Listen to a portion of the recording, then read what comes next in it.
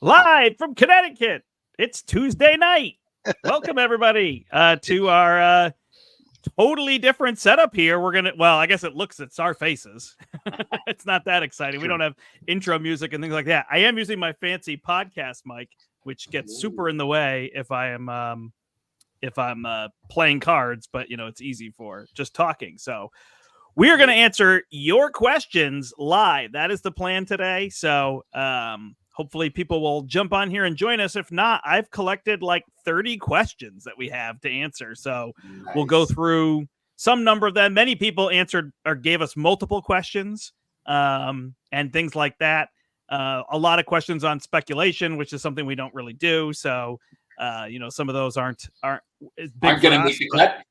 Yeah, but I love hearing what people have to say, like what they're speculating, what they're hoping for, all those kind of things, is always exciting. And whatnot. So howdy, everybody. Thanks for joining us. Tell your friends. It's before the debate now. I actually thought we were going to be up against the old debate there. So I was like, oh, no. Yeah, the debate doesn't great. People can come here. I know. I felt bad for the debate. I was like, exactly. People aren't going to watch. But yeah, run and tell your friends. We got people joining. Hello, Adam. Thank you so much for joining us. Hopefully my sound is better, too. People can let me know. Or if it's awful, I'll switch over to the headset one again. No, you're good. My sound's okay as well. And you sound robotic, Brian. You sound like you're in a basement. Oh, okay. Well, the thing is I know the mic on this headset is not as good as the mic on the camera that I use. So I actually even though I'm not using that camera, I still set it up for its mic. Yeah. It is funny, though. We get these questions. This is Nick, right? Spartan saying, when will DC be added? Like, I'm kind of honored that people think I would know the answer to the question. Yeah. Like, oh, since you're a designer, like I'm not a designer or the publisher of the game, so I don't know the answers to these things. But it'd be cool if there was a separate, right? If there was a separate thing that did DC or whatever people are looking for. People keep clamoring for Star Wars from FFG, right? They made the competitive game, which I think is fantastic and I love it. Scratches the itch that Steve gets for playing Magic. But obviously, some people would love to have a cooperative Star Wars game, right? Where you are Vader and Emperor, and your goal is to destroy and take over the galaxy. That would be awesome. That would be you fun. kill Luke, you kill Leia, you get Chewbacca to be your servant. You reprogram R2 and C-3PO. I am all in. That's Dark 3PO. Did they do Dark 3PO in like one of the Star Wars movies? They did. Yep. Yeah, they did, right? I don't know if it was exactly 3PO, but it was the same model droid as 3PO. Yeah. Oh, yeah. All right. So what we're going to do is we're going to answer questions from people. So you can put them in the chat. You guys can help me a little bit there. I've got questions that we collected prior on Discord, Facebook. I asked people for questions, even the Discord from my own store. I'm trying to think of all the places that we kind of collected questions from.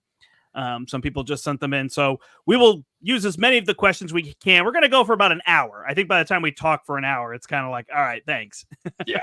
Yeah. I've had our goal shorter than a play, but usually you're seeing our hands and now you're seeing our faces. So in case people can't remember our faces, I am Brant or the Brant. I'm Brian. I am Eric, and Semper Ludens is kind of my online name that I use in some areas, which is Latin for always playing or always gaming. And which leads into me, play the game. Hey, it's Steve. I kept my eyebrows. I shaved the head, but I kept the eyebrows. Should have shaved just your eyebrows. Yeah. Next time, that's what we want. Long, flowing locks and no eyebrows. Exactly. That'd be interesting. How would it look? Like, this is what it would look like. It doesn't look bad. I think my wife would freak out. There you go. All right. So it's actually funny in one of the Discords I posted, and it was the one that had been going on since the beginning, and people were like, "Who are you? Why are you asking us questions? We don't even know who you are." So obviously, both Steve and my channel have a lot less activity than it did in 2020. Specifically, I think when we both started our channels. So, I started this channel in summer of 2020. I think Steve had recently started his channel. I can't remember exactly. Maybe you were in the spring. 2020. And I was just watching you play all heroic all the time when you initially played it. And so originally it was Larry and I. We were actually at the store, the portal, in the back room because COVID had locked everything down. So one of the rooms we were able to kind of be in that room, and it was just the two of us, so we didn't have to worry about masks and things. And we just started playing a lot of Marvel Champions. Became the most popular thing.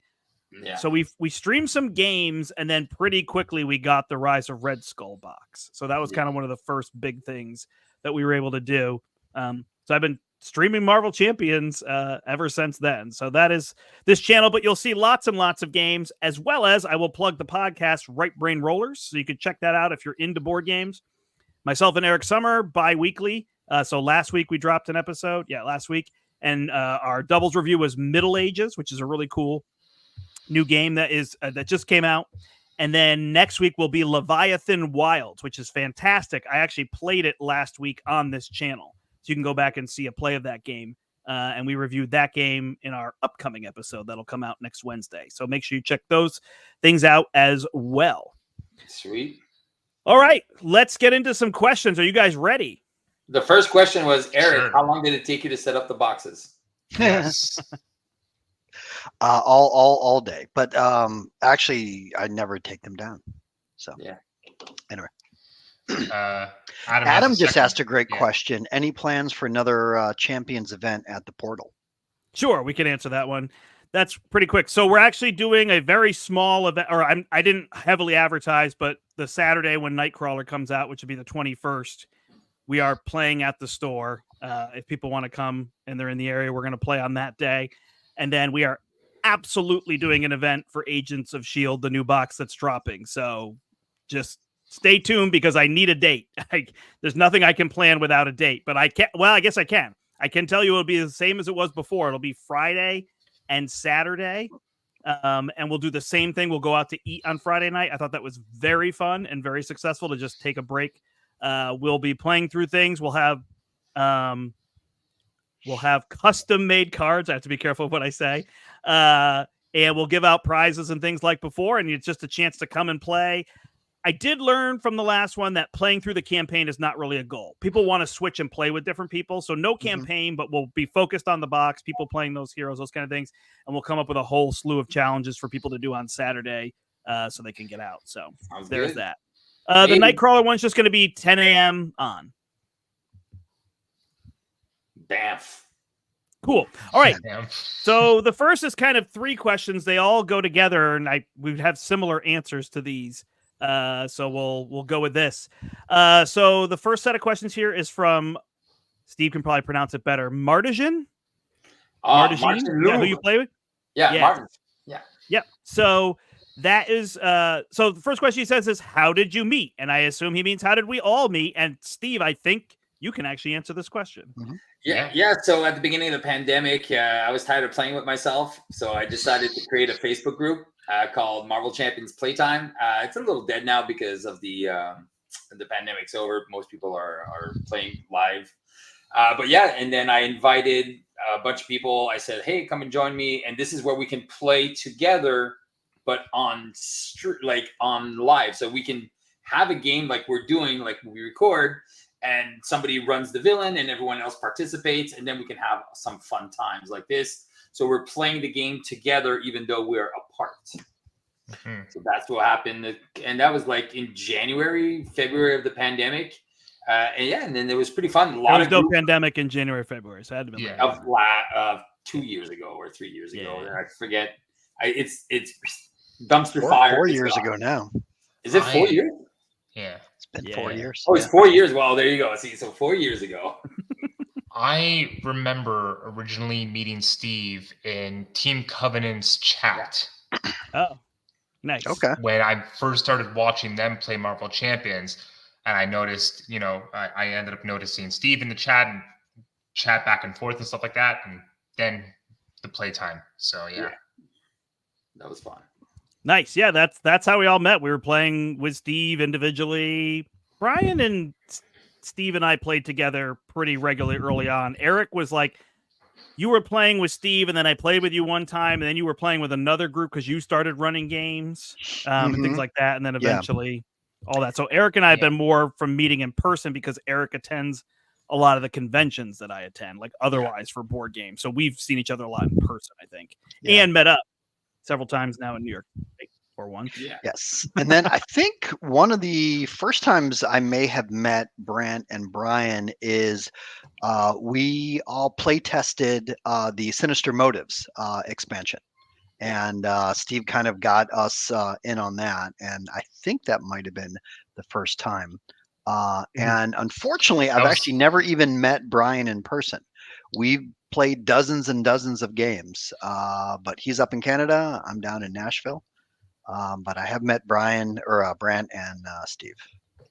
Face to face to face. Yeah, I think only Steve and Brian have met in person, right? Steve is the only one that I have met.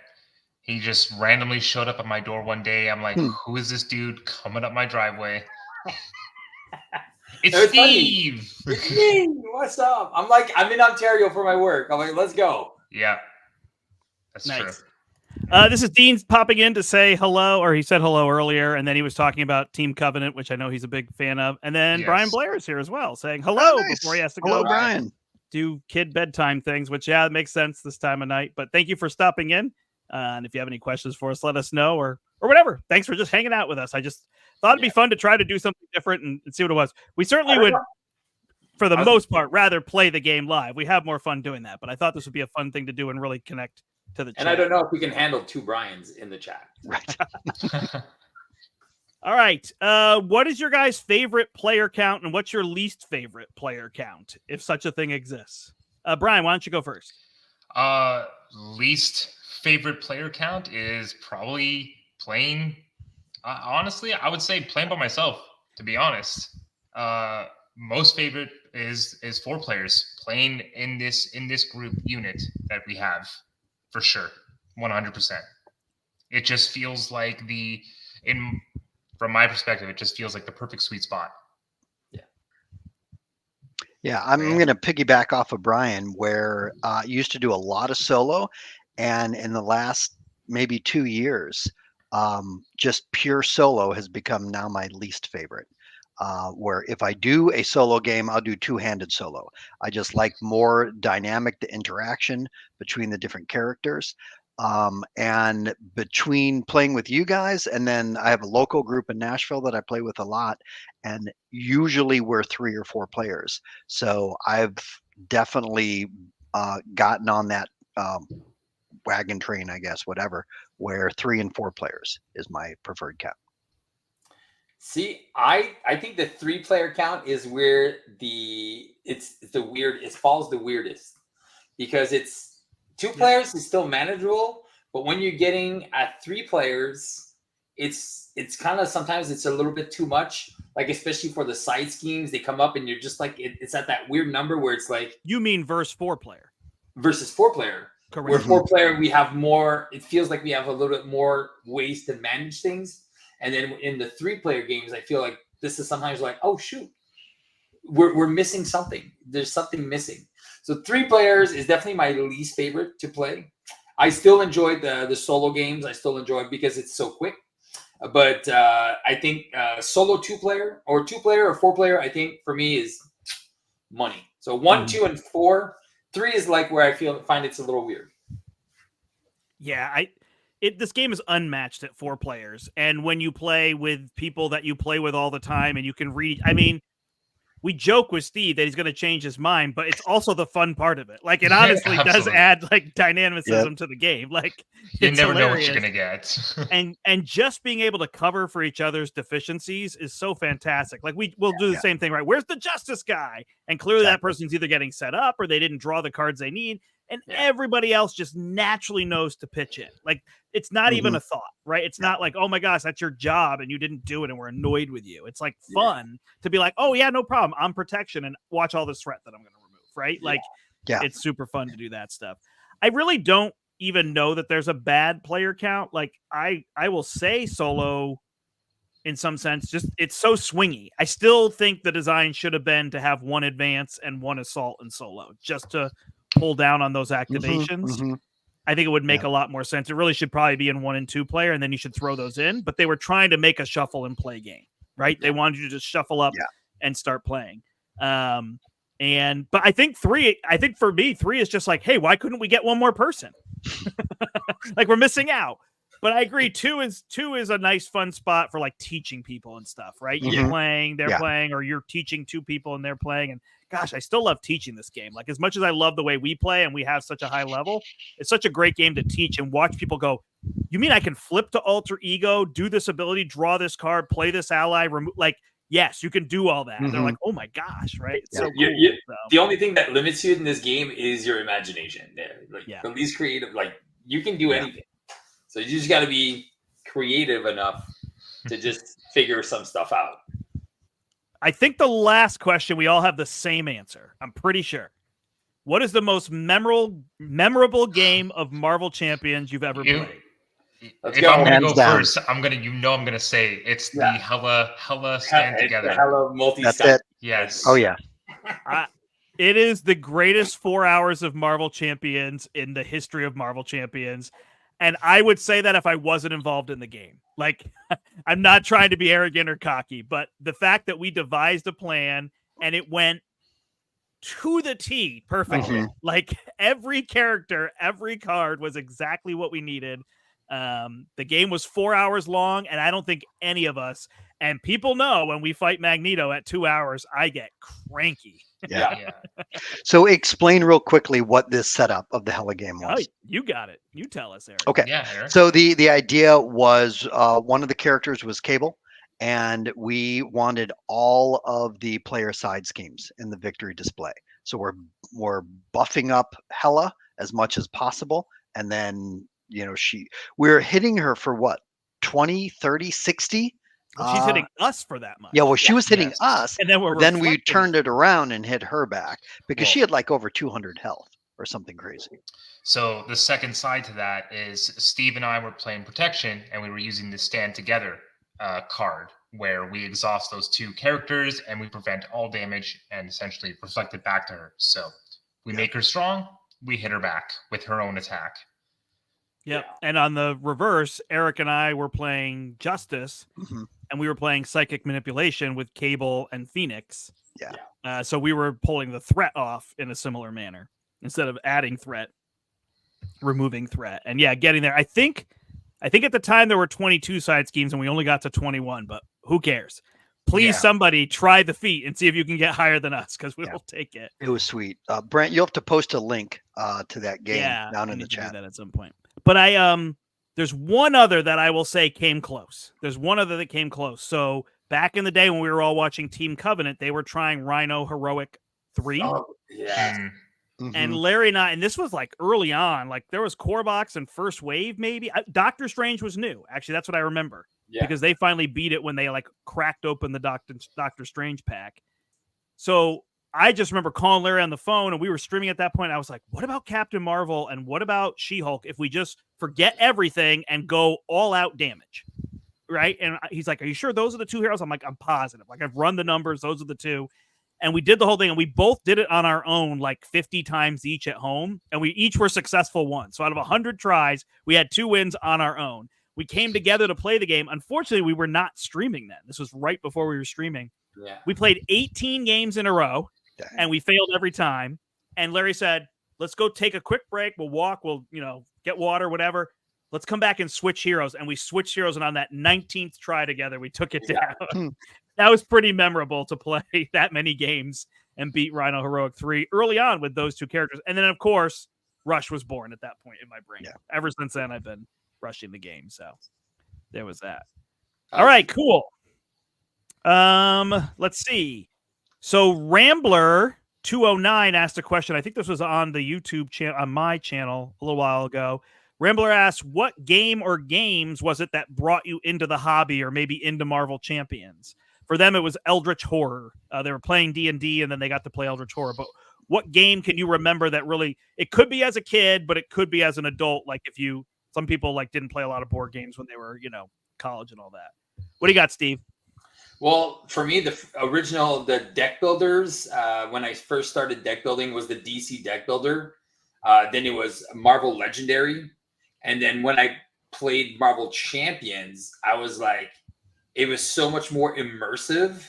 Like I felt like the character which is what the game was designed to do. Like, you feel like Spider-Man backflipping, you feel like Iron Man building your suit, instead of like, oh, I'm going to buy an Iron Man card and Iron Man is going to be with She-Hulk, but it's not like personable. It's not like flavorful. It's just a She-Hulk card, and it's just so this really changed the game for me into the dynamic deck building, because it's more than a deck builder. It is a living card game. So every time a new pack arrived, like, you get all of it, and then you get to customize using some of the aspects and some of the cards. So for me, that loves to deck build, like in Magic the Gathering and in other games like that, this came and was so fun and immersive, and just opened up my creative mind to just figure stuff out, right? Just figure stuff out to make this. How do I make these heroes busted? How can I make this even more fun, more challenging? So the customability that's what got me into it, from like early on DC, Marvel Legendary, and then now this. Cool. How about you, Eric? You got a lot of games. Yeah, I'm surprisingly, I came to the board game hobby late in my life. So I'm now kind of in my early 50s, but it wasn't until 2017 that I got introduced to contemporary games. So I, grew up playing Risk and Scrabble and stuff like that. And I was more a Star Wars geek, and I was into movies and TV and all that. But a buddy of mine moved to the area, and we met through church, and he said, hey, let's get a bunch of guys together and I'll introduce you to contemporary games. And Cyclades, or Cyclades, Bruno Cathala's game, was the first one that we played, and I really enjoyed it. And the next game night, someone brought his copy of Scythe by Stonemaier Games. And I've been like Alice down the rabbit hole ever since. Fell in love with Scythe. Awesome. It was my favorite game for the longest time. Was constantly playing it. And I've always been a Marvel fan growing up, read the comic books, cartoons, movies, all that. And when this game came out, I was hesitant because I've never played an LCG. I've never played a CCG. I still have yet to play Magic the Gathering. But because it was Marvel, I was really intrigued. So I bought it that Thanksgiving of 2019, sat on my shelf for a couple of months. And then I kind of ran through it with my son in early 2020. And then right before COVID came down, there was a Nashville board game convention, Tennessee Game Days. And some guys were playing it. And I was walking past and I asked them if I can join it. I'm like, can you kind of teach me the game? And then once COVID hit and I met Steve through Facebook, we just started playing. And kind of what Steve was saying with the whole deck building, that's really what drew me in, is the fact that every character is unique. It really plays off of their strengths, their powers. It feels like you're playing as Ant-Man or as whoever. And how do they do that at 50 plus characters deep? It's unbelievable. Yeah. And like, it really is. I once did the math and I lost count, but based on the number of characters, the number of heroes, number of villains, that you can play each hero essentially 4 different ways because of the aspects. And then within each, or 5 with pool, and then, or just do a straight basic. Exactly. Stop. But then you can aggression. You can play it this way, or you mix up the cards and play it this way. There is literally an unlimited number of ways to play this game, that every single game is unique. And that's one of the other things I really love about it. Yeah. So Cyclades brought you in. Scythe, I would say. Cyclades was my introduction. Scythe is what drew me in. Yeah. All right, Brian, you get. Eric, do you want to play Magic right now? Draw 7 cards. Yeah. Did you draw any lands? No? Great. You just played the game. Yeah. All right. So, Brian, tell us about The Witcher for 10 minutes. No, I'm kidding. I'm not going to talk about The Witcher. Funny thing is like, for me, my entry really into board games was probably Catan. I had a lot of people who liked to play it back in the day, which nowadays I don't really play it because of the whole randomness of Catan. You know, my tastes have really changed. But more so than anything, it was probably Magic the Gathering. because with Magic the Gathering, I like to play a lot of limited. I had a big game group at that time, and we played a lot of limited, and we would buy booster boxes, we'd open them up, and we'd draft those cards and do a lot of deck building. But it is very expensive to do that. And not that buying everything from Marvel Champions is not expensive, but what really drew me into it was the fact that I was able to play by myself, because COVID happened and couldn't get together with people and stuff like that. And then I started watching Team Covenant. I'm like, cool, I can play this game. I can play deck building and all this stuff, and it scratches that itch, and I can play solo. And then lo and behold, I met Steve, playtime, and rest is history. Here we are now. Woo! And that's probably what kickstarted my board gaming, was really getting into Marvel Champions, and now I have tons. Nice. That's awesome. Mine is a crazy story. So it's 1988. I'm 7 years old, and my brother, who's older than me, my parents had been Avalon Hill gamers beforehand. They got a lot of Avalon Hill games, and like it was based out of Baltimore, Maryland. You could like order magazines and play by mail and all that stuff. So my brother was playing games with friends who are now both in like military intelligence.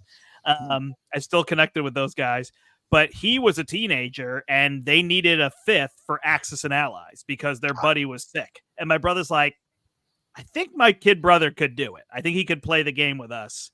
He's pretty smart or whatever. I don't know what he said. And so I went at 7 years old and played with a whole bunch of teenagers, right? 14, 15, 17, 18, whatever they were, and got to play Axis and Allies. And that was it. Like, oh my gosh, I sat there for 6 hours of pure bliss. And I played Russia, which if anybody's played Axis and Allies, is like you purchase a bunch of infantry, you place them, and then you wait until somebody attacks you and you roll dice. Like you don't do anything creative. But I was hooked. And I've been playing games with my brother. We played Axis and Allies all the time. And we played Titan was a game that we played from Avalon Hill all the time growing up. And then I started getting a lot of those games that like Restoration Games is now redoing and whatnot. And then when I got into high school or middle school, I was playing Star Wars and CCG, the Decipher one, and not really Magic. But like I was always at things for Magic. So somebody would like loan me a deck and I would play. But I wasn't as into Magic as Star Wars. And then played like a lot of Warhammer and that kind of stuff. But for Marvel Champions, I played Lord of the Rings pretty consistently and steadily from when it came out. In fact, we bought this house at the same time frame when the core box for Lord of the Rings came out. And I could still remember my downstairs room. I had set up like a card table with 2 chairs on the end as like a little gaming space in my room, the room where Steve slept. And so it was like a little spot. And then I remember Brian coming and being like, sorry, not this Brian, the Brian who owns the store. And he was like, oh, I've got the Lord of the Rings game. And we sat there and played like the Lord of the Rings game fresh out of the core box. And that definitely was a precursor to Marvel Champions. I like what draws me into Marvel Champions above anything else. And I love this about all card games is draw to your hand size.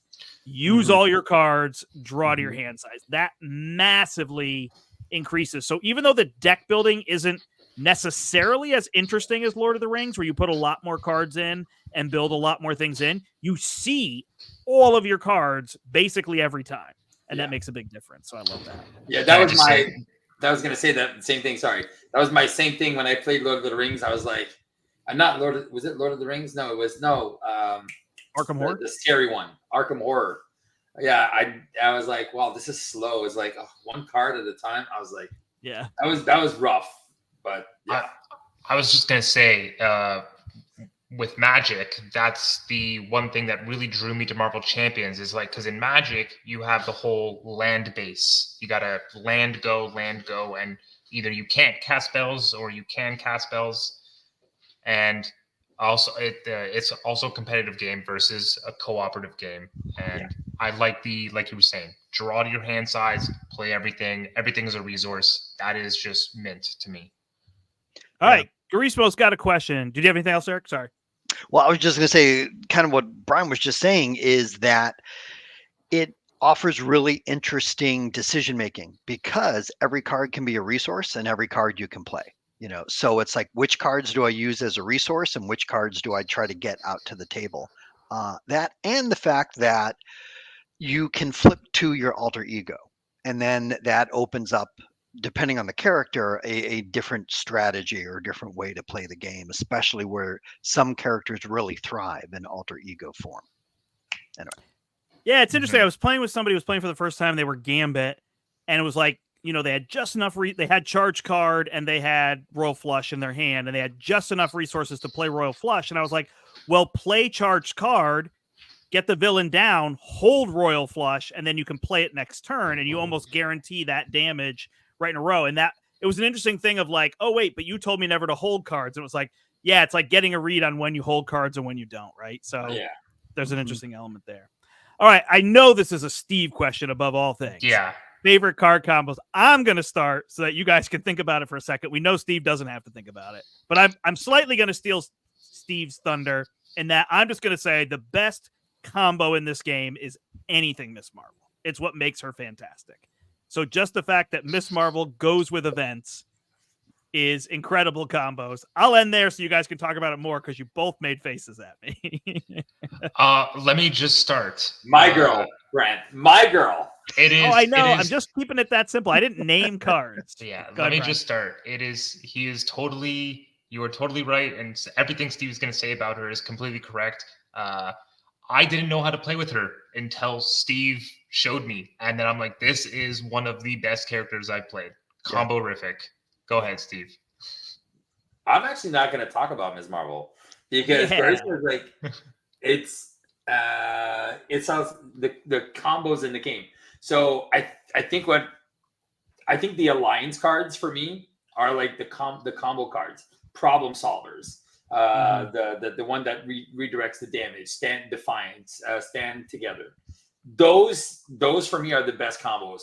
And then you have epic combos, really, right? Lots of pieces to set up. Yeah, exactly. And then how do you play into that? So right now, I really enjoy Mutant Mayhem. I'm not a big leadership fan, but that Mutant Mayhem nonsense is off the chains. It's really, really fun. I'm like, here, let's do this, and let's bring him back, and let's put him back down, and so it's fun. It's gonna be fun for like 10 minutes, and then I'm gonna be over it. But right now, I think it's super sexy. And I really like the new one in protection, prevent threat, and add some toughs. I was like, wow, I love protection, but yeah.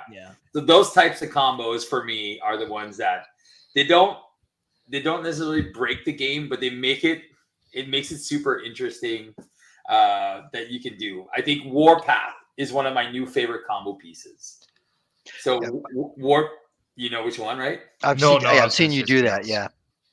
Yeah. So Warpath and Black Panther. So like, all right, perfect. I'm gonna block with Warpath, give him his tough, and then I get to play Wakanda Forever on the villain's turn. Like that kind of stuff for me is just cool. You can play any hero event. Yeah. It's money. Yep. What about? I would say my combos surprisingly are in aggression. When I say surprisingly, because that's lately is my least played aspect. But there's two different combos that I've been loving. One is Hone Technique with things like Dive Bomb and whatnot. And I just love it. Love having those really powerful aggressive attacks. And then the other is syncing up like into the fray with against a minion that you put marked on. So, your attack, you're getting rid of the minion, you're removing threat, and there's overkill. And it's just like, Christmas. It is Christmas. If I had to do card combos, it'd be flow like water with any defensive cards and just like death by 1,000 cuts kind of combos, Just I like Steve said, protection, baby. Yeah. I would be remiss to not go with like the Rocket, the Justice that I played in one of our campaigns where it's just 3 turns to set them up, and then it's just like, I got a plan.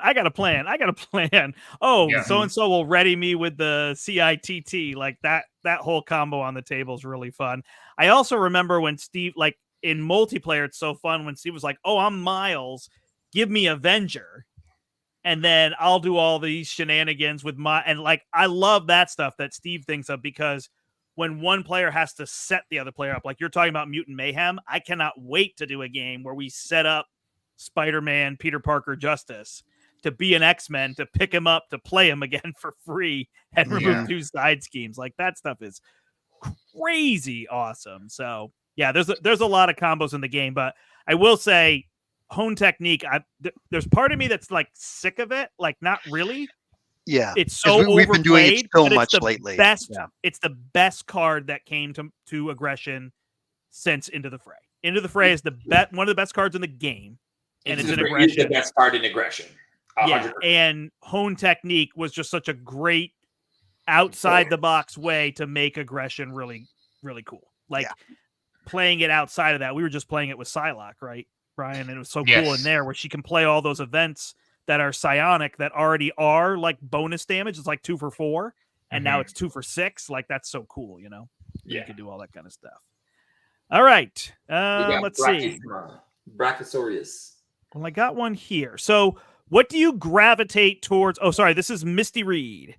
We'll get to Brachiosaurus as well. What do you gravitate towards in the heroes that make them your favorite ones to play? And along those lines, with Doctor Strange and Captain America, do you feel like you're cheating when you play them? Like, is that what makes it fun, or do you not like that kind of thing? So what do you gravitate towards heroes, and do you feel like some are too powerful and that makes it boring? Those kind of things. Eric, you got an answer definitely. Here?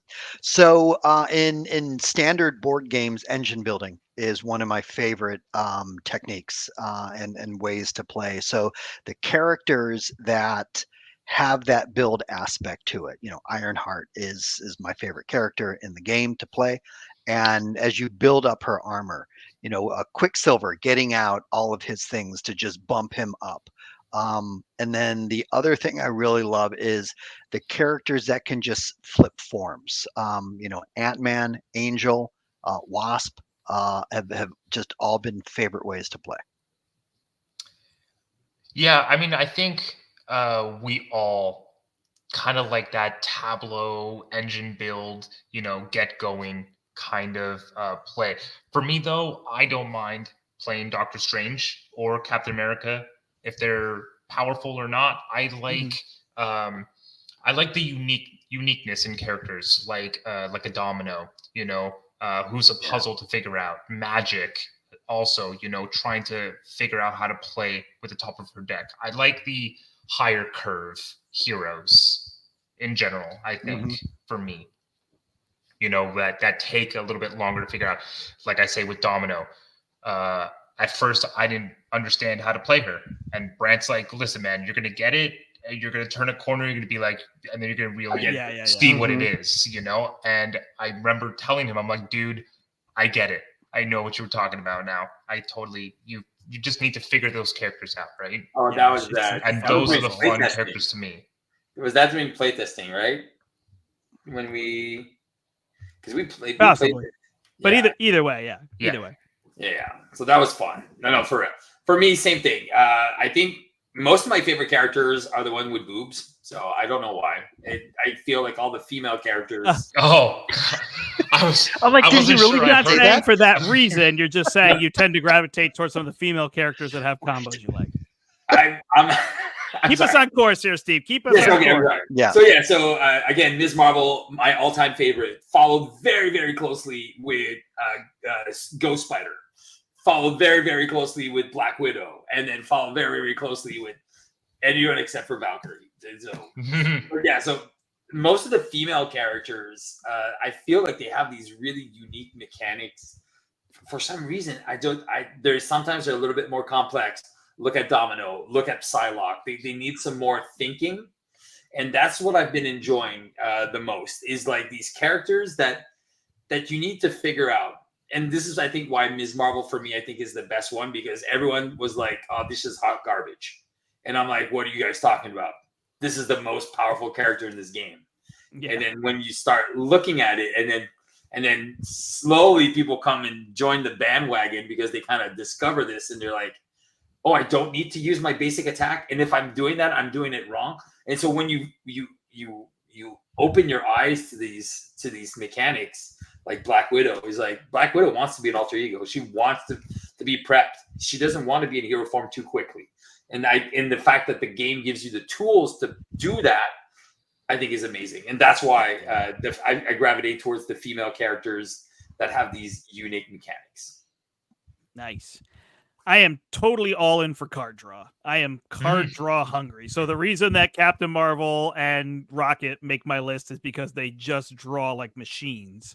Captain Marvel is more efficient with her draws than Rocket is, but Rocket can really go to town. Like it can really just be, and he lays out a huge tableau, which would probably be the reason that I want to draw cards, is to make a tableau. But even if you go to things like Bring It with the Vision deck, which certainly started as Party Thor, but is working its way. But that card, Bring It, that lets you draw cards for putting. I just love that, like where you change up the style of the game, and you're like, okay, now I'm going to actually just keep minions in front of me and use them to feed my hunger for card draw. But I love drawing cards. I love having all these options. Which obviously I love kind of the deck that Eric was alluding to a little bit, where you play No Quarter with Miss Marvel and Into the Phrase and all that. But the thing that Steve and Brian taught me, probably from their Magic playing, that is awesome in this game, that I've gotten so much more play and ideas out of, is recursion.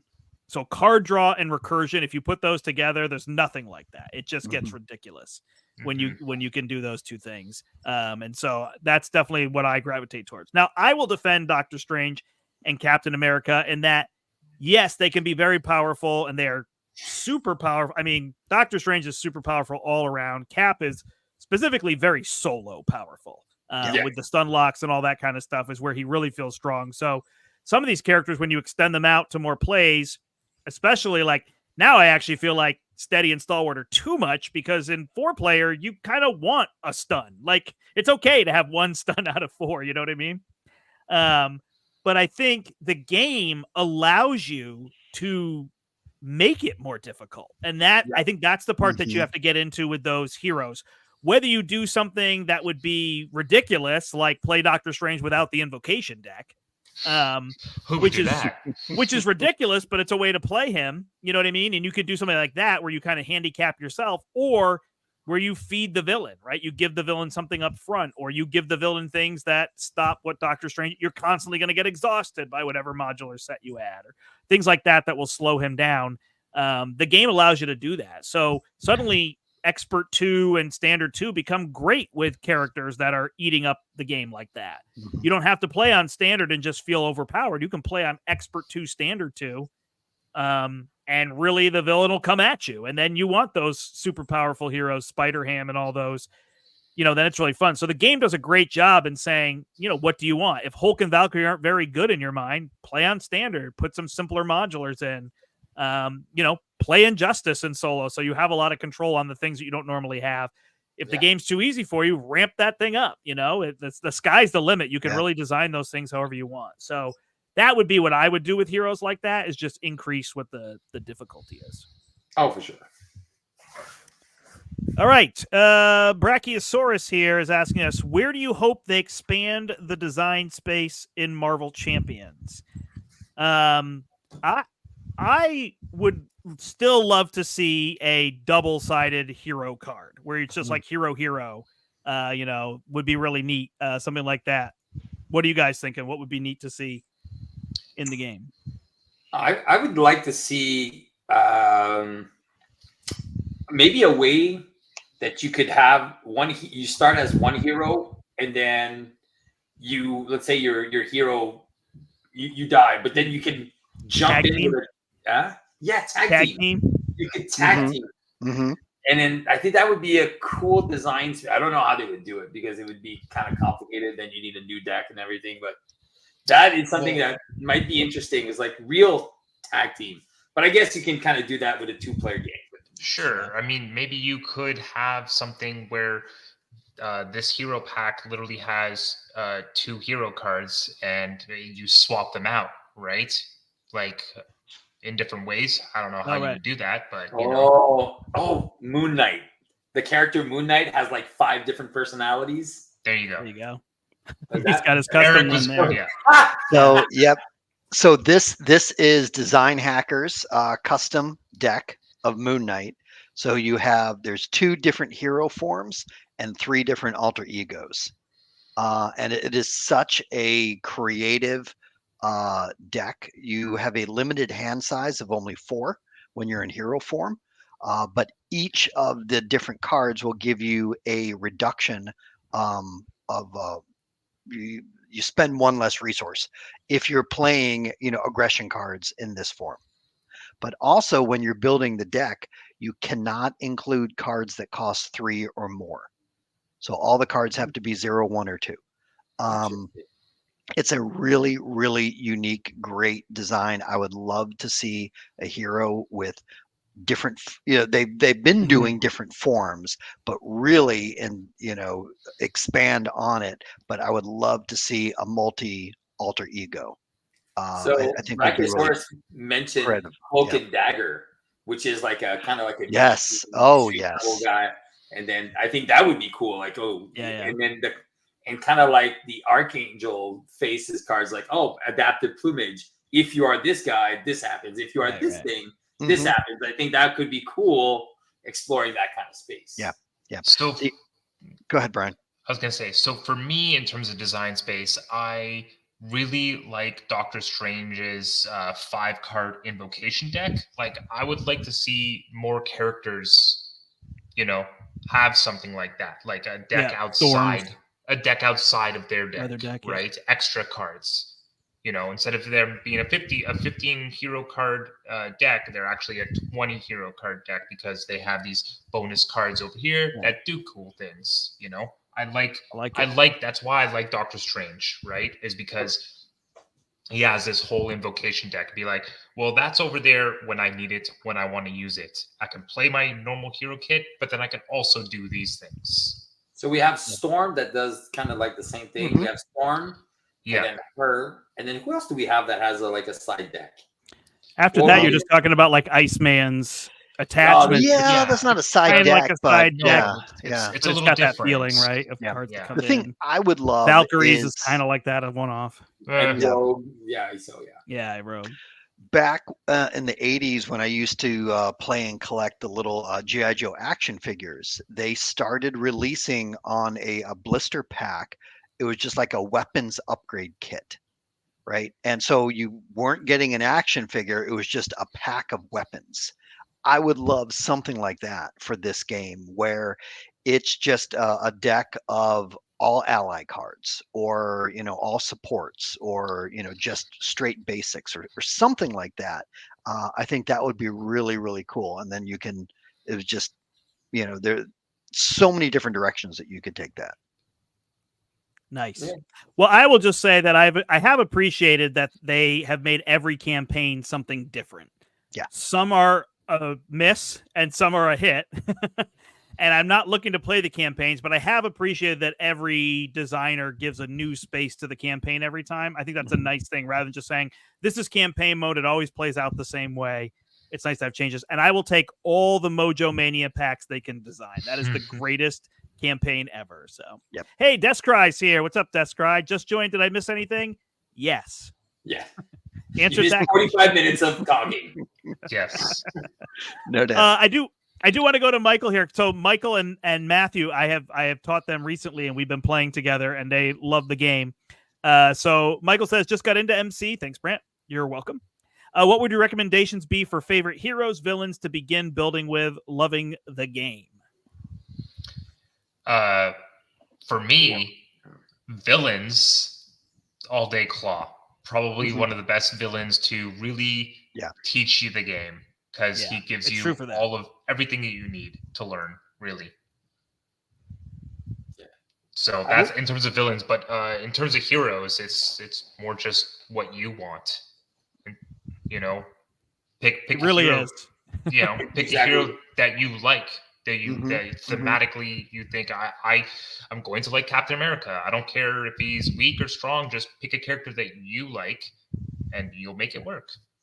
I think for big boxes, I think Rise of Red Skull is a great place to start. Difficulty wise, like campaign mechanics wise, it's not too overwhelming. There's not too many triggers. It's very simple. Just when you're playing Absorbing Clown, just don't forget this environment when you start, and just like little things like that you just got to remind yourself. So I think that campaign box for the first one, I think was just a knockout for me. Right, even though it wasn't on the easy side. It was an okay challenge, and it was very good challenge. Even Red Skull, even now, Red Skull can still kick our butts like once in a while. Just oh my god, he just put the wrong modular and it really gets tight. Exactly, he just punches you. So for me, I think if you want to start after the core set, definitely get Rise of Red Skull. You get a Hawkeye and Spider-Woman, two fun heroes. Spider-Woman, very, very cool. Hawkeye, you gotta love Hawkeye. He's just a guy with a bow. So I love Hawkeye. He's the guy with the bow. Yeah, so definitely go there. And then for heroes, like everyone else said, what do you like? If you like Spider-Man, go with the Spider-Pig people. If you like the champions, go for the champions characters. If you like Avengers, buy some Avengers. So there's everything for everyone right now. So almost everyone. But the roster is very big right now. So you can pick and choose really what you want. What do you got? I basically just more of what you guys said, where based on the roster, you certainly have characters that it takes a minute or two to kind of wrap your head around, like Domino or Magic, that we've mentioned before. When I introduce people to the game, usually I'm kind of gravitated toward Captain America, Captain Marvel, Spider-Ham, just the characters that are really strong and just kind of straightforward to play. Wolverine is just another. He can just start straight out of, turn one and just start hitting hard. Are great. And I do think Red Skull is a great first introduction. I'm still very partial to Sinister Motives. I think that was just an awesome campaign, and I just love all the characters in that box. Yeah. Yep. Thematically, it's a great box. I agree. Yeah. I would echo what they were saying. I mean, if you don't want to go in with a box, but you want more villains, then I would highly recommend the Green Goblin pack and the Kang pack. I think those are two that really show. You get two villains in the Green Goblin pack. You get one of the most famous villains in my mind ever. And then Kang really opens up the design space of villains. Like, whoa, this is what we could do with villains, because it really is kind of out there. Yeah. Wrecking Crew and Hood were also in there. I think they're okay ones to wait on, even though there's some that we really like and they provide good challenge and a different thing. I do think at this point in time, they're not ones I would tell people to run out to grab initially, unless you're trying to collect everything. Barnes & Noble special bin. There you go. Yeah, I mean, I love the Mojo Mania one, but I don't think it's a good starting point necessarily. I think it's once you kind of get campaigns down, you want to do something like that. I think it's fantastic. Yeah. Heroes are tough. The one thing I will say, I was actually with Michael in the store, and they don't actually tell you what aspect the hero is in. No. It's weird. I didn't realize that. The pack doesn't tell you, like, oh, Black Widow is in this aspect. But you can click the QR code, and then it shows you all the cards in the pack. Yeah. So that's a way to do it, or use Hall of Heroes as a resource, because maybe if heroes aren't necessarily drawing you in, maybe an aspect is drawing you in. So you might want to go and collect the heroes of an aspect so you have those cards. Like we keep mentioning Into the Fray. So that's a card you're going to want to grab. You know what I mean? It might be something like that draws you in. Yeah. So I'm going to just plug a little something myself. I'm just going to plug myself, if you don't mind. I did a very good introduction video to characters. It's called Beyond the Precon. Mm-hmm. And then basically you can look at a character and what can you do with this character just with the core box and that hero pack. And then I also made recommendations based off like, if you like it in this aspect, well, this is the packs you should be getting.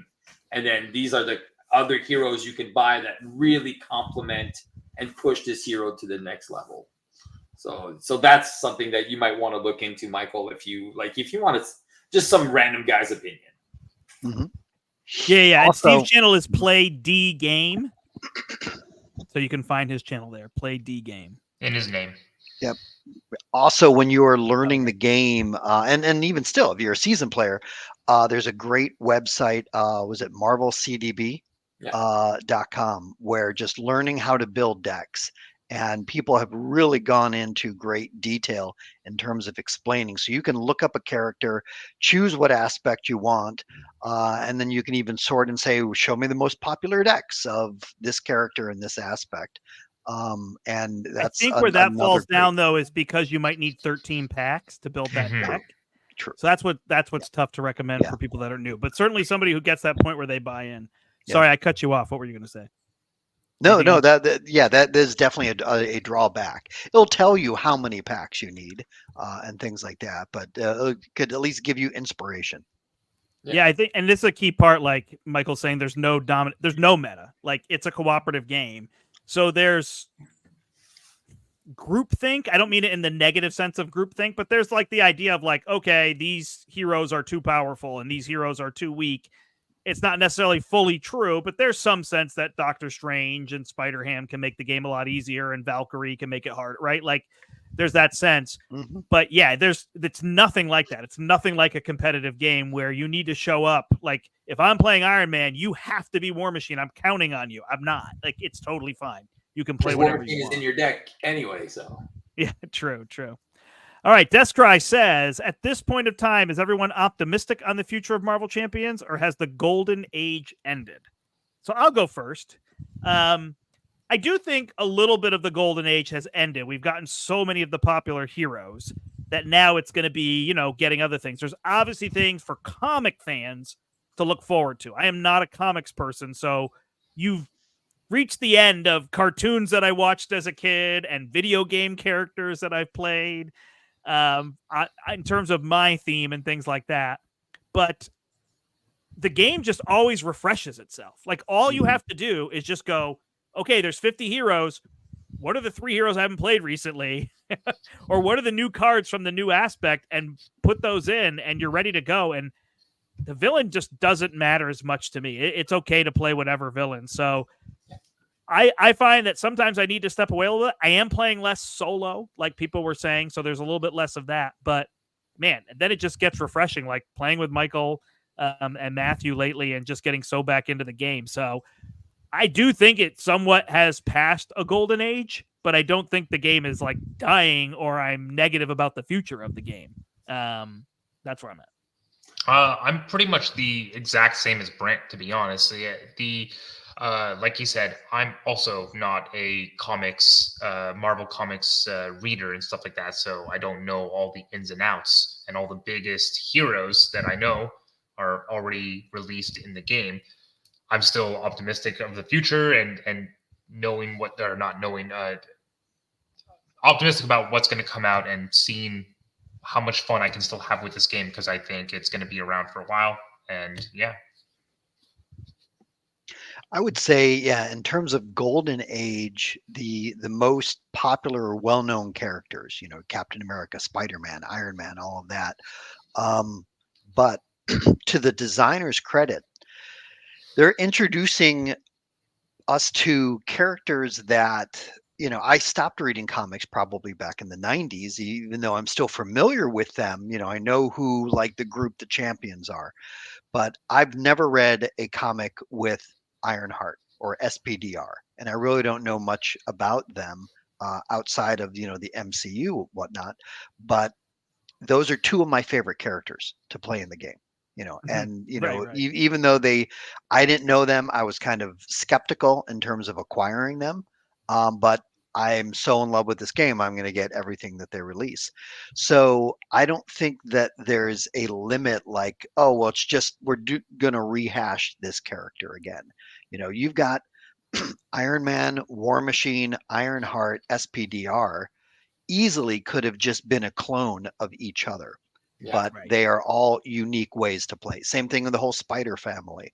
But if you are a Marvel fan like I am, and especially if you follow the game Marvel United, they've done 3 seasons of Kickstarters. There's hundreds of characters Right. that they have in that game. So, are we at an end in terms of introducing new characters to this game? Definitely not. There is a wealth of resource available.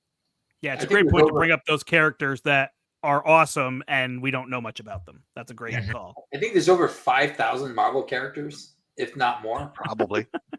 We got, and that's maybe just the heroes. So I'm like, I think there's obviously there's wealth. I would also think like the golden age where, for me personally, like I've been playing this game for 4 years. When I think I've definitely cooled down. I play it now once, twice a week with you guys, with a couple of other people. I play multiplayer. I've definitely slowed down solo. I don't find the drive. I think I maybe because I've got saturated a little bit. At one point there was so much content coming out so fast that I think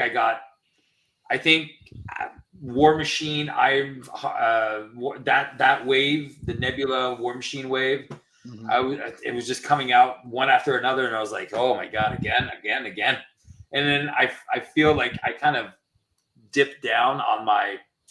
I wasn't having as much fun with them as I thought I would, because I didn't have a chance to really enjoy and then play them enough, because I felt like, oh my god, there's already a new thing and a new thing and a new thing, and so now I'm really enjoying the pacing. And I think one of the great things about this game is when you introduce it to somebody else, and then you rediscover why you like this game. Right. So that's one of the things. So I can't wait. Like my sons are like 9 and 7. So Dean is getting a little bit older. So yes, I'm going to start playing a little bit more. I already introduced the game to him a little bit. He understands a little bit of the game, but I think going forward now we'll be like, oh, let's do a Daddy and Dean game, and then just play it together, and then have him rediscover characters and be like, wow, I love, because he loves Black Panther, he loves Hulk, he loves Iron Man, so he likes like his favorite characters, and he's like, oh, cool, I get to play him. So I think when you teach this game to somebody new, I think that's where I think a lot of the love comes back. Good point. Agreed. Agreed. Yeah. All right, let's see what else we got in here. And you are past the 60-minute mark, so I think we have 30 minutes left. I think that was your timetable. I can keep going, Well, we'll see. We kind of answered this question, but I'll try to make sure I feel this one. So Daniel Craig, I think he's joking. I think it refers to kind of a hot topic with Web Warrior Fanatic. Like, is Doctor Strange a top 5 hero? So we're not really into the tier list thing. We're kind of against the tier list thing. I think I can summarize for all of us. I want to make sure I answer a question for people, but like, if he is, great, and then just make the game harder. Like, or put other people around him that aren't as good, or put a modular set that's not there. Like, it's all about what you want for an experience. So you can make anybody, you can take the bad characters and make them shine. And we all know that Valkyrie slays minions like nothing else. Put the Band of Badoon in a deck and just go to town in aggression, and she will crush everything. And it'll be fantastic. It's when you pull her out of that and make her fight Expert Ronin that you really struggle a lot more in solo with her. You know what I mean? So I think. Anybody have anything else on top 5 Doctor Strange? No. I think it doesn't matter. That's the thing. It doesn't That's matter. our thing. Exactly. Yeah. All right, this is kind of a big question. This is from Ray from Ray Pod. So he's asking about like FFG and their rulings and reference guides. And he's saying it's interesting that they get to the detail of errating MODOK to be M.O. period or M period O period D period. So they went back to make sure they had the right spelling and put the periods in. But then things like Deathglow and Touched feel confusing. And it's odd that like permanent hasn't really been resolved. I don't remember all these things in my brain. I feel like we were looking for something in 1.4. I think in 1.5, things got clarified a lot better. 1.6 is clarified more.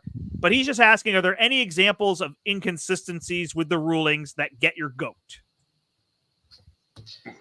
I don't look at the rules nearly enough. Eric is my rules guy. If I have a question, I'm like, Eric, you've printed out the 1.6, the 1.5s, the 1.4s. He keeps up to date. I'm like, I know you have me on this. So yeah, I haven't read the rules in a while. I should probably take a little glancey. I think that the most confusing is it's always the U thing. Yeah. It's like And then especially with cards, and if I use a defense card, am I the new you? So yes, you are the new you. So that's that. I think those are some of the things that are confusing for people. And again, I always try to dumb it down when you play. Is like, does this make sense to you? Right. If it makes sense, then just play it like that. No one's gonna come and arrest you. No one's gonna. I know everyone wants to play the game correctly, but if you make that one tiny mistake and it just play it better next time, ask in the we have rules gurus in the Marvel Champions Facebook group. Just post a question there. Yeah. Mhm. And then what's her name? Scarlet Witch does have 2 obligations. Right. Yeah. So I had a neat conversation with Caleb when I got to see him at one of the Con of Heroes, and we're talking about the design, and he brought up an interesting point where he said as he's designing, and he's not focused on the nitty-gritty wording of things, but more of what he thinks is just implied, right? Like Wolverine would come with his claws.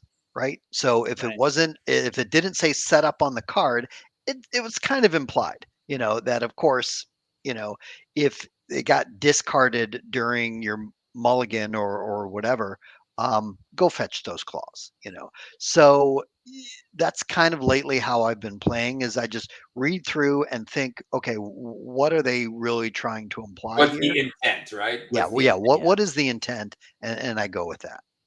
Yeah, I was going to say that we're the wrong group of people because we are people who will make a gut shot call to keep playing the game, even if it ends up being the wrong rule. We won't go back and take down the video of our play. Like we are playing with the intent of the game in mind. And I want to counter Caleb with the fact that Tony is a rules guru. So we're very lucky to have Tony because he will go back and clean up all of those things. So it just takes time, and FFG is not a big company as much as they are bigger than other companies. The people designing the game have to be the ones who are also cleaning up the rules plus Alex that they have. So, I think that's part of it. The one rule I would change if I could is, so there's 2 that we would change. Shield Maiden would be a defense card. It is now? Yeah, it is a defense card. No, it's that it's that her attack cards would move the death glow. The death glow. Yeah, fixing Valkyrie. That would be a huge one. Let her do that. And then the second one is I just want Vision to have a 6-hand size opening up the game. That's the only other one that bugs me. Yeah. It doesn't really matter because whatever. You can just start with 5 cards and it's fine, but it's just funny to be it feels like the intent was he was supposed to have 6, but there's no way to align his permanent card with the other permanent card setup. And so it just leaves him at, he's just going to have a 5-hand size. So those are the only ones that bug me because I think with Valkyrie, it feels like she could just really combo super well if they change this. Move the deck glow without even changing text of cards, Yeah. So that would be really neat. So cool. Thank you, Ray. Sorry. Yeah. 1 second on Go ahead, Brian. Talking about Valkyrie. Chooser of the Slain. That should the one that grabs a minion. That one should put Death Glow on automatically as well. Yeah. I mean, that's her events. Yes. Should play with the Death Glow. Yes. It's just annoying that it doesn't. Maybe not the attack one because the attack one gives overkill if it has it, but definitely the defense one and the Chooser of the Slain. Those 2 she should not have an ally that is 100% a support card. So while we're on the topic, though, real quick, of things that bother you or bug you, and I know I've mentioned this on the channel before. So Angel, he's a founding member of the X-Men, right? Why is he X-Force? That just to this day, I will not live that. I only thought he was an enemy. I thought he was one of the 4 horsemen. I never even knew he was an X-Men. He should have had both. They could have given him both tags. Yes. Yeah. Exactly. Easily X-Men, X-Force. Right. All right. Next question. Well, that was one of Will's question. And there's a bunch, and people submitted multiple questions. I'm trying to at least get to one from everybody, and obviously This is going great. We have a lot to say, so I'm not going to be able to get to everybody's questions. I will try to save them. If we do it again, we can answer more. So he asked a 2-part question. I like to stick to the positive. So he says, which heroes didn't live up to your expectations? But I like the other one. Which ones exceeded your expectations the most? And you can decide the criteria, whether that's thematically, mechanically, fun, what you didn't expect. I will go first and say that I was lucky enough to get that box for Mutant Genesis. And I was able to stream that kind of early. And I knew when I started playing Shadowcat that she was just going to blow people out of the water. Like, oh my gosh, this is a thing you can do. And I don't think she was like a well-known or at least well-loved character. It felt like everybody was telling me that she was Star-Lord's girlfriend. That seemed to be the thing that people were talking about. And then people, what is it? It's Spider-Man's girlfriend. I thought it was Star-Lord. So she was either also way, Colossus's girlfriend, but that seemed to be a thing. And then it was like the worry was, oh my gosh, she's just Vision. Like she just flips the same as Vision and all that stuff. And I feel like she's one of the ones that just, it was kind of me plus the community. Like, but just seeing the community react to Shadowcat was one of the most fun times in Marvel Champions. Just thinking this is not going to be good to, oh my gosh, this is broken, right? Oh yeah, it was very fun. Yeah. For me, a hero that exceeded my expectation was SPDR. Just like a hero with a hand size of 3. This is nuts. This is crazy. But once again, here it is. It's tableau building. I just absolutely love the way she plays. She's got all of her upgrades, all of her tableau building, and all of her just resource generating abilities. And her kit is just absolutely fantastic. I didn't know what to expect when first playing it, but then, yeah, it just blew me away for sure on that one. So I would reiterate all the characters that I thought would just be a rehash of one another. You know, Iron Man, War Machine, all that. You know, Miles Morales, Peter Parker. But Spider-Ham just, I think, came out of left field where everyone was complaining, you know, why is this an April Fool's joke? But, you know, clearly he's an awesome character and a lot of fun to play. He's so good. I would say, I think I'll just go from the core set because there's so many, but from the core set, the one character that I enjoy the most is Green. She-Hulk. Yeah. Just for me, she had it all. And then I think a lot of people were like, oh, she's garbage. And for me, when I just saw this flippy mechanic, and that was the first flip-flop hero, aside from Iron Man, that you want to just start an alter ego and stay there. But with her, you have the control, and for me, just exceeded all my expectations. I was like, she is so good, alter ego, and then the split personality that flips you, draws your hand size. For me, She-Hulk is definitely one of my top characters there, for just that surprised me so much. But they've hit the mark on 95% of these heroes. Like where it's just wow, it's so unique and so fun. Yeah. And then obviously there's a couple that went awry, but that's it. That's all I'm gonna say. Nice. Yeah, no, that's just, there's been some really cool heroes and really cool things, so it's been neat. All right, let's do 2 more questions. What do you say? Yeah. We'll end with a Marvel Champions question, so we'll do this one first. I think actually Eric gave us some topics, and I had topics. I had a little game where, in case we didn't have questions, that all of a sudden the last 36 hours I've gotten so many questions. But so what other hobbies do we enjoy? What do you do outside of playing games and playing Marvel Champions? Ooh. Does anybody do anything? I move from this chair over. No, I'm kidding. Well, if you want, I'll go first because it was kind of, I guess it was, as you said, it was my question. So as I mentioned earlier, I really was a Star Wars geek. growing up, and I've always been into movies and television. I even worked in Hollywood for a while. Um, but outside of playing board games, and I don't even want to say painting miniatures, because that's to me is still kind of within the board game hobby. I have really found a love for genealogy, doing family history work. That I don't know if I want to call it a hobby, but it's something I've really just enjoyed doing in my downtime. When you start poking your relatives for blood, I think it's more than a hobby. Let me just grab that hair. Mm-hmm. I honestly, I'm not 100% sure. I dabbled in miniature painting as a hobby, but it didn't really stick with me. It's honestly, it's within board games, but it's like trying to make custom things. Like with Magic the Gathering, I've made what they call a cube. Actually, I've made multiple ones where it makes a drafting experience unlimited. You can unlimited draft and stuff like that. I like doing those kinds of things and creating custom stuff, yeah. Don't really have many hobbies. This is my hobby. Nice.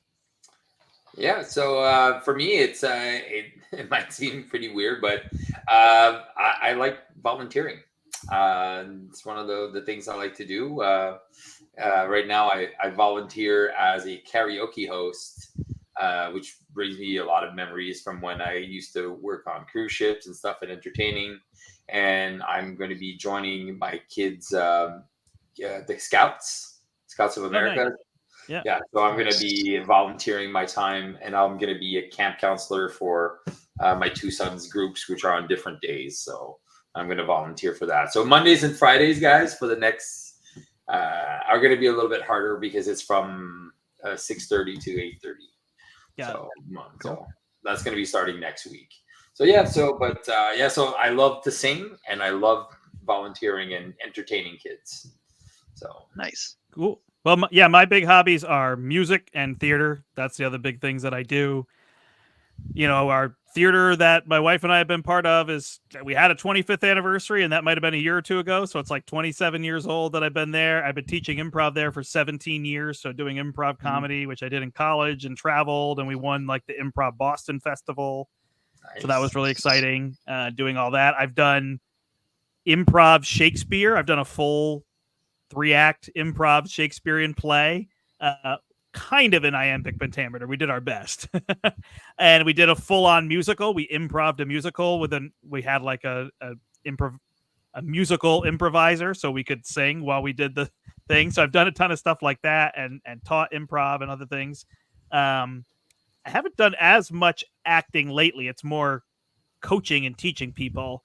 But music, I am a huge musician. I especially play piano at my house, and I play bass guitar. I'm on my 24th year of playing bass in the same band at my church with like my best friends. In fact, my friend, I remember he was like got a guitar in 8th grade, and he's like, I'm going to teach myself. I'm like, you're not going to teach yourself to play guitar. And he did, and he's amazing. Wow. And I've known him forever. So yeah, we've been there. And my wife, and then my daughter, my two daughters, one's kind of into games, the other's like not into games at all. It's like, get these games out of our house, stop having a YouTube channel about games. She's not terrible about it, but it's not her thing. But we connect greatly on music, and so it's great. In fact, right before we went live here, I was playing and singing with my wife. I love playing piano and just letting my wife or daughter sing.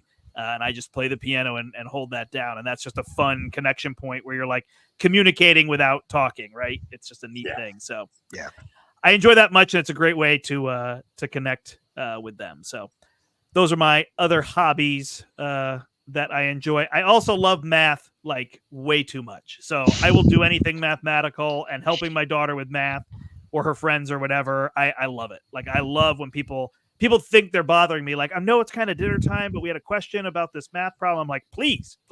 I love it. Like, I love doing math. So, all right, ready?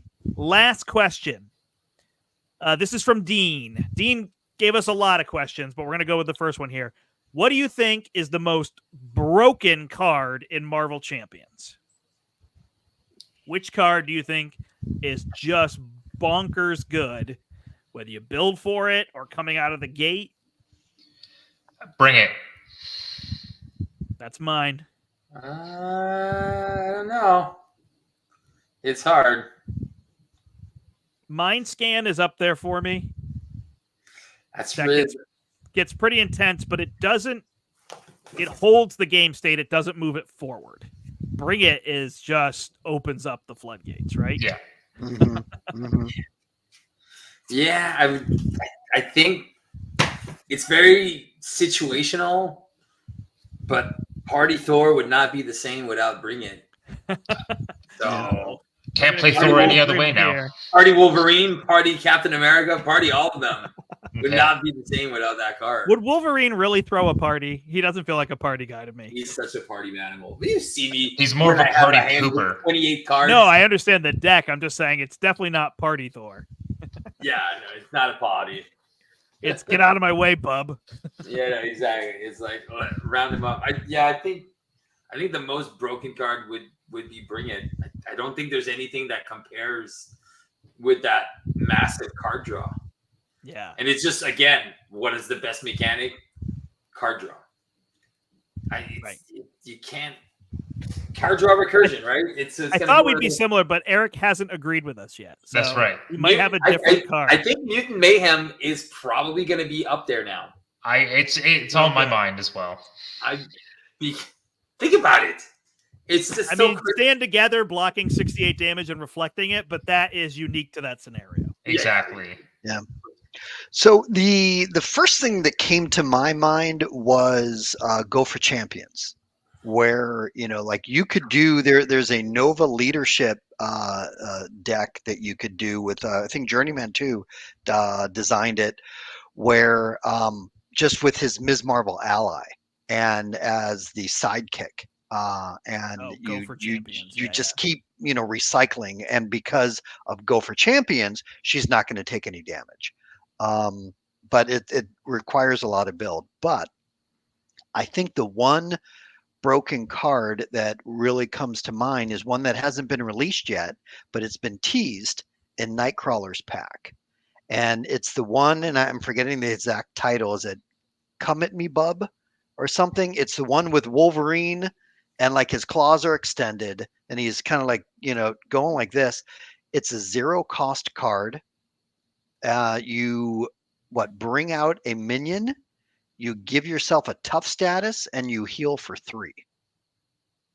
Right? Isn't that the card that they teased? I think it's called Come At Me Bub. I just have a feeling that card is going to be broken in every protection deck. I don't know what you can do with that. I think is going to just open up new possibilities for protection players. I like it. See, I think Drax with taunt is broken. Yeah. Yeah. Well, Drax on his own is pretty broken. Taunt is up there for broken cards. But it's still the villains attacking you. Bring It is the OG most powerful. You just need a bunch of minions. You have a bunch of one, and that's a 0, which felt cost. tricky until the symbiote suit came out, and then it's like, well, now you have so much health, who cares, right? Who cares? Yeah. Moment of triumph, done. Again, I'll heal for 20. All right, I'll give us one more question. That one was too thinky. So just off the top of your head, what's the next hero, maybe hero aspect combination you're looking forward to playing? Doesn't have to be guaranteed what you play in our next game. Just something that's got you excited. Steve was alluding to Mutant Mayhem as a possible card he wants to play. But what are you guys thinking? What's the next deck card you want to play? Combination. I think Cyclops assess the situation. Okay. I love that combo. I just love it. Because it's a tactic card? Is that why? It's a tactic, and you just play his thwart event, and then you're in hero form with 7 hand size. I was like, without being Iron Man, I love it. I'm not sure. That's hard for me to answer because every time I sit down, I just go with the flow. I don't I don't really think in advance. I kind of just like sit at all my cards. I'm like, who's coming out today? Right. For me, it's just the anticipation and excitement for Nightcrawler to come into the game. Yeah. He has always been my favorite X-Men character, more than Wolverine, more than Gambit or anyone else. And I am just so stoked that he's come into the game. I can't wait to combo Rogue and Nightcrawler. There you go. Yeah. Yeah. Yes. 'Cause Rogue's my girl. Rogue is my favorite X-Man. So the thing I still haven't played with is the giant rocket card that people gave me from Con of Heroes. I still haven't played with it on camera. And I did one time play Rocket Protection with Powerful Punch, but I think I played with Steve. I think it was just the two of us. Yeah, And we played Ultron, and that card was irrelevant. it didn't work. So I need to play it where I don't have just, I'll just get the gun and, the rocket launcher and take out the drones and draw cards off of that. I need to play it where I'm actually using that card. So I'm actually pretty excited to play Rocket again. Not obviously everybody knows that, but I'm excited to play him in Protection and really do some of those shenanigans, because I really have never done the Rocket Protection with the whatever the card is that discards, reassemble or whatever. Yeah. Oh, yeah. Repurpose. I haven't done that. Repurpose. Yeah, with Never Ant-Man. played on it. the You other. guys have played it with me, but I've never actually played it. So Yeah, you put that down, might be my next play. yeah, you put him Yeah. down with you put like the zero. You put the what's the zero cost meditation? So you put Yeah. down like a force field generator, and then you repurpose. Now he torts for 5 readies. Right. I got a plan. Torts for like Yeah. 6. Yeah. Yeah. Oh yeah, it is definitely crazy. I'm very excited as well to try out the new protection cards that are coming with Nightcrawler that have been teased with Thor, Oh yeah. right? That just defeating minions during the villain turn and bringing out more minions, for him to engage with, Warpath. and more Warpath. Yeah. Thor protection is Well, definitely because he'll allow Thor to play his cards off of defending for you, right? Yeah. And then kill those minions. Should be fun. So I'm That'd be awesome. but I'm not sure because which ones are coming with Nightcrawler, and did they spoil some stuff with Magneto that's coming out? No, they actually have been doing content creator spoilers. Yeah. Because I'm like, I'm seeing all these spoilers. I'm like, is that from Magneto? Is that Which from Nightcrawler? wasn't something that they were connecting with people as much on. So they've been doing that. And whatnot. Maybe we should ask for some of that. We could have one of them, right? You think they'll give us time? I mean, I'm Canadian. I usually am able to play definitely- the box before it comes out, and so I'm pretty happy on that front. So I don't really worry about spoilers. Like I've got my spot, Yeah. So I like What's up? Steve's comment. I'm Canadian, so I won't get anything. Yeah, I'm not gonna get it. all right. Well, thank you everybody for tuning in. We still have more questions, so we'll try to do this, or maybe I will answer more questions on my own on a stream to get these ones out there, because I'm pretty sure that the guys want to play the next time. We love talking with all of you, but This was playing fun. it gets itchy. I doing could do all a that, part but it's 2. Cool to put all that stuff up. I could but like it. Look, we could do this like every couple months. Just Cool. like, hey, let's Yeah. sit down and chat about what we like. Chat what we- champs. Yeah, chat. Chat champs. Let's chat champs. The champs chatting champs. Right. We were yeah. something. I did that with Josh, right? On Get Up and Game. I don't remember what it was. Chaps, Chaps, champs. chaps, Yeah. chatting Yeah. champs, Mhm. right? Something like that. We Yeah. did that. That was fun. So have to see. All right, cool. Well, thank you everybody for your questions. Thank you for watching. If you're watching afterward, do the things, thumb up the video, subscribe to the channel, all that kind of stuff. It is helpful. I appreciate it and whatnot. And we'll be back. We'll be back again for a play and whatnot. So if you have more questions or if you enjoyed this, you can put more questions down below. I can try to answer some Yeah, leave comments if you myself, wanna or do you this. can, if you want us to do this again, or you have something you want to see us play, let us know. Or if you have an answer to some of the questions we answered, you can put those down below too. And I do get to them eventually. I am a little slow sometimes in responding to them, but I read them, so I appreciate it and whatnot. So cool. Until next time, I'm the Brant. I'm Brian. I'm Eric. And I'm up to set up my game. Bye. All right. Until then, Thanks, we hope everyone. Yeah. into the portal. Have a great night, everybody. Woo! Ciao, ciao. I sent you a private message.